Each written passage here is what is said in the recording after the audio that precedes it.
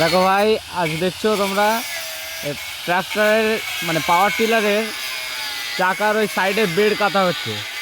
আসলে কোম্পানি এবং ইঞ্জিনিয়ার যেভাবে করে সেটাই সবথেকে ভালো জিনিস। বাইরের লোক যদি বেশি ইচ্ছা করে মডিফাই করে জিনিসটা খারাপে যায়। দেখুন ভাই, এখন সেটা নিয়ে আর কাজ করা যাচ্ছে না। এই সমস্ত বেডগুলো ওর পাশে লাগিয়েছিল সুবিধা হচ্ছে, কিন্তু আরও অসুবিধার জন্যে এখন কেটে দেওয়া হচ্ছে। অন্য মিস্ত্রি করেছিল, মানে বেডটা লাগিয়েছিল, এখন আমরা কেটে দিচ্ছি। তো কেউ কোম্পানির থেকে বেশি মানে মডিফাই করতে যাবেন না, কারণ